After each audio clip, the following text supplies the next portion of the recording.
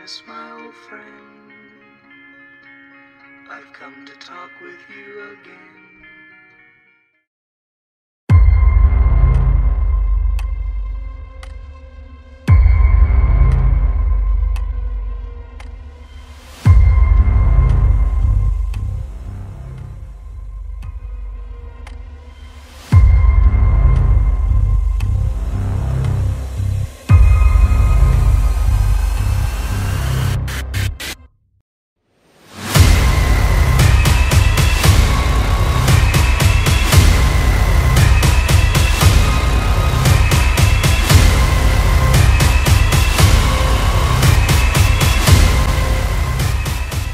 What's up, everybody? I'm Clayton. You're listening to Ages of Fear podcast number 36, The Texter, The Next Generation, released in 1995, directed by Kim Hinkle, starring Renee Zellweger, Matthew McConaughey, and Robert Jacks as Leatherface. The budget for the film was $600,000. The movie grossed $185,000, giving it a net loss of $415,000. Those are the numbers for Texas Chainsaw Massacre Next Generation. What's up? Hope you're all doing well. Thank you for kicking it with me here in Ages of Fear. I want to say a special thank you to all my new subscribers. Thank you very much for joining and for being part of this channel. It's greatly appreciated. Also, don't forget to smash that like button. And if you're new to my channel, that subscription button as well. Another way to help out my channel if you're enjoying the content. Also, go check out Some Movies and Beyond with Michael. He's got a great channel over there, just doing awesome stuff, awesome content. You can be a member of Movies and Beyond now as well. He's also got a Patreon page you can support Michael at as well. So go over to Movies and Beyond, check them out, hit that like button, subscribe to his channel, enjoy all his content. Also, The Bearded Entertainment with Eric, another great channel. Eric's always dropping great content as well. So do all the same stuff for him. Like, subscribe, enjoy everything that he's putting out. And then if you're just a fan of movies in general and looking for good YouTube channels with good movie reviews, I would recommend Brian Lomax to you. Brian's a good friend of mine. He's got an awesome channel, so you can go over to his channel, hit that like button, subscribe. He's got some great stuff coming up, doing a lot of great work over there, so go support his channel out as well. All right, all that out of the way, we're going through the Texas Chainsaw Massacre franchise right now, and we're up to The Next Generation. It originally had a different title that escapes me right now. I forget exactly what the title was, but it became The Next Generation as the title. It's the fourth installment in this TCM franchise. We're celebrating 50 years of Texas Chainsaw Massacre this year, so that's why we're doing the TCM franchise. And I gotta say, with Next Generation, this was a hard watch, to say the least. It's probably being generous to it. Should I say that I'm not a fan of this movie? Do I really have to say that? I don't know of anybody that actually enjoys this movie. Even Texas fans that I've talked to, people that are big fans of this franchise, still don't like this movie, and for a very good reason that we're going to get into. Look, there have been some movies that I've reviewed on this channel so far that have been pretty rough for me to get through and to sit through. I've seen this movie before. This wasn't my first time watching it. I knew I was going to have to come to it when I started this review, and wasn't really looking forward to it. But I knew once I get past this movie, the grass gets greener on the other side. And so that's, I was trying to hold this one off as long as I could, but eventually you just gotta, get through the fray and, you know, get to the other, get out and get to the other side. So, this is probably not going to be a long review just because there's not really a whole lot of positive I have to say about it. This is just my opinion as well, guys. So if you feel differently about this movie, it's totally fine. I welcome people's opinions in the comment section. All I ask is that you be respectful to my opinion, and I'll be respectful to yours as well. We're all horror fans. Uh, a lot of you are probably big fans of this franchise. I get it. There are franchises that I'm a big fan of. I'm a Halloween guy, so Halloween's my franchise. Love Michael, love Halloween. So that's my franchise. So I get that we all have very strong opinions about movies that we love. Although I don't see why anyone would love this movie, but yeah, just putting that out there as a disclaimer. It's just my opinion. No need to get upset about anything that I say. All right. Okay. So, the next generation.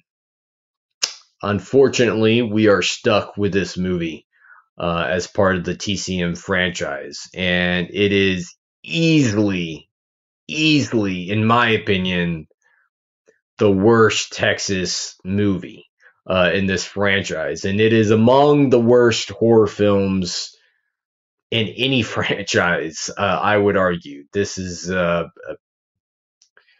bad, man. This is bad. So if you're new to my channel, I typically start off with the positives and I work my way into the negatives of a film. But in this case, I don't really have any positives to say about the next generation, but there are a couple of things that I do think this film hits on.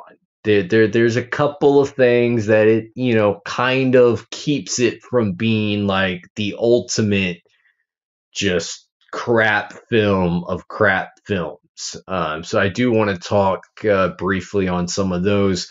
One of them is Matthew McConaughey and his performance. I love Matthew McConaughey. He's a Texas boy, Texas native. What's up? And I think he's a very good actor. He's certainly he would be one of my more favorite actors in Hollywood.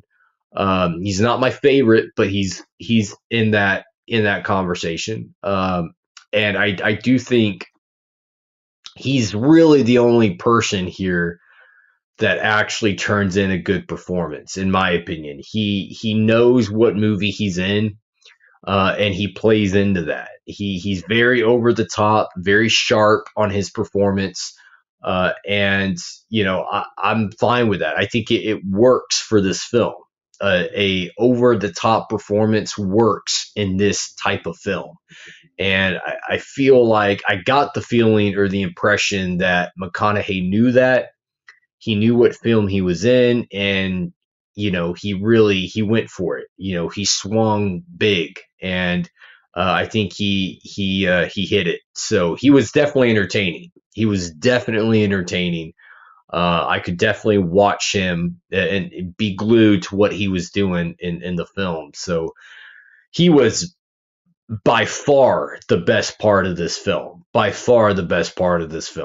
And I was entertained by what McConaughey was doing. So yeah, it's got that going for it. It's got a very entertaining, over the top performance by McConaughey. Positive. And I will say that I did like some of the shots. I'm not necessarily going to sit here and say that the cinematography was just incredible photography, or that it was just did some groundbreaking type of stuff with the cinematography, but there were some shots that were, I thought executed pretty well. I thought looked pretty good. Again, not the best cinematography in this franchise by a long shot, but it could have been worse. I'll say that it could have been worse. A lot of times, horror movies that are this bad typically have really bad cinematography as well. But here, I don't think that the cinematography was all that bad either. So, yeah, I'll give it a positive for the cinematography overall because it's going to have enough negatives to, share, to spare. So I'll throw. I'm feeling generous today, and I'll throw the cinematography into the positives for this movie as well. So yeah, um, that's about it for positives. I can't really say that there's anything more. Actually, you know what? I will add one other thing. I will add one other thing to the positives, and that is the continuity issue. I do think gets cleaned up a little bit, although I could still see someone having some ambiguity with this film. But I think the opening narration, I do think made it pretty clear that you had the first film, the events of the first film happening in 74, 73, whenever it was. The movie was released in 74, but I think the story took place in 73. And then, you had part two that they said happened like 10 years later. And then this movie was supposed to be, I guess, the third one in that timeline. So it seems like this movie was ignoring Texas Chainsaw Massacre Part 3 and was instead tagging itself in and saying that you had the first one, 10 years later, you had the second one, and then 10 years later, you had the events of, the next generation take place. So I could at least follow that. Doesn't really make much sense, but I could at least follow it. And it looked like they tried to replicate the house from the original Texas Chainsaw movie as well, which I can respect because, again, as a huge Halloween fan, that's something that Halloween struggled with, was maintaining the same, Myers house throughout the entire franchise. I don't know why it was that hard to replicate, to just build a set or a set piece that replicates the Myers house from the original. Why that's so hard, I don't know. Why it was so hard to keep a good mask or to just replicate the original mask, I don't know. Don't ask me because I was not involved in those movies. You wouldn't think it would be rocket science, but apparently it was. So yeah, with Texas Next Generation, I can at least appreciate that they try to replicate the same house as the original. I can give it some points for that as well. So that's it. That's it when it comes to positives. That's all I gotta say for that. So moving into the negatives, where do I start? This is just, it's a bad film. It's a really bad film. Just the writing is terrible. The story doesn't make sense at all. The script is horribly written. There's no story to it. There's no any type of emotional depth to it whatsoever. The characters are poorly written characters. You have the one girl who calls herself a bitch, And you have her boyfriend, who's just the most unlikable, deplorable douchebag that no one could ever like or enjoy. And the other Renee and her boyfriend also, there's not really much there to grab hold to really enjoy with either of those characters. Part of it is on the acting, which is also pretty bad. Outside of McConaughey, I don't think anyone else turns in any type of good performance, really. Um, he's clearly head and shoulders above everyone else he's working with. So yeah, just not a good film on any fronts. The dialogue is horribly written. Um, the characters themselves are not handled well at all. As a Leatherface fan and as a fan of that Leatherface character, who's one of the better slasher characters in horror, he just gets, I mean, he gets a sucker punch to the gonads in this movie, man. I mean, he's essentially a transvestite.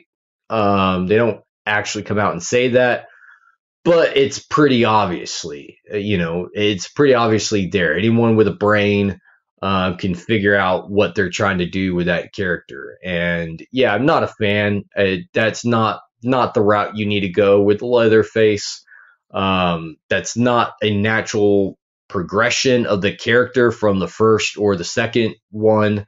Why they went there, I don't know. I don't know whose idea that was, but whoever came up with that idea should have been fired on the spot, because that's just it's total disrespect to the Leatherface character and where he started with that original film to where he came to where that he ended up in Next Generation. It's just a total slap in the face to that character. Makes absolutely no sense. It doesn't fit the character. He's not scary. He's not intimidating whatsoever. And he's essentially just takes a back seat in his own movie, and that's a real problem for me. That's like, Michael taking a back seat in a Halloween movie, or Jason taking a back seat in the Friday movie, or Freddy taking a back seat in a Nightmare movie. You don't want that. You come to these movies for the villain. When I go to a Halloween movie, I want to see Michael. When I watch a Friday movie, I want to see Jason. And when I come to a Texas movie, I want Leatherface. And we get Leatherface, but not a good one. Not a good one at all.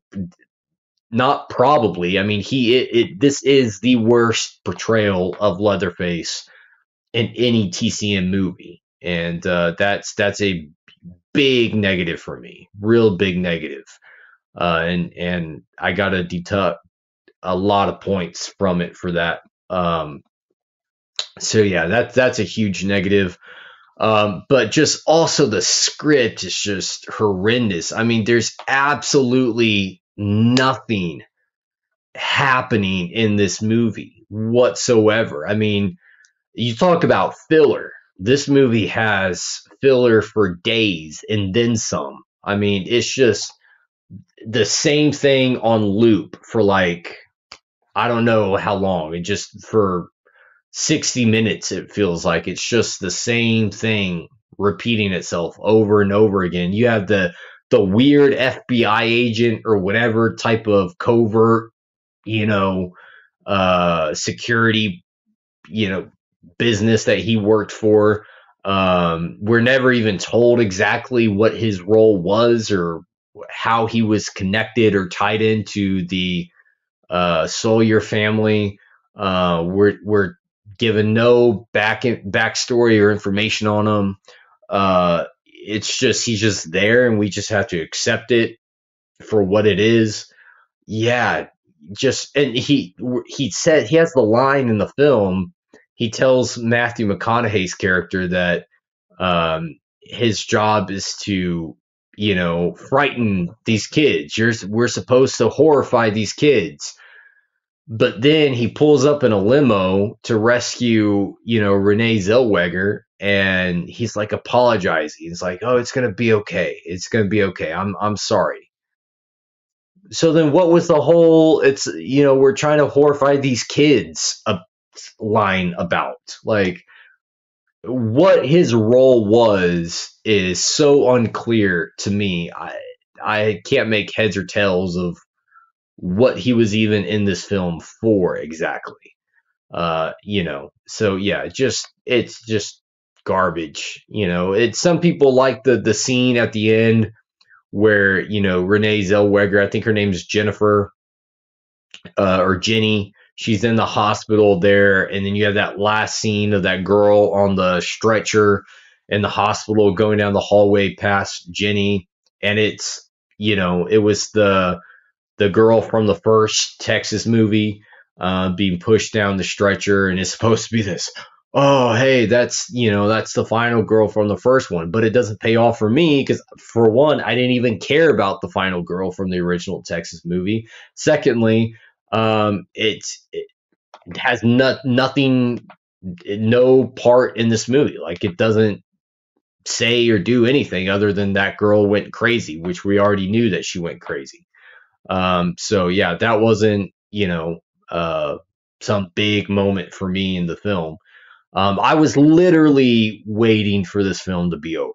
I was literally waiting for this movie to be over. And then as soon as I see the credits start rolling, I literally said, "Thank God this is over," because I don't know if I could take much more.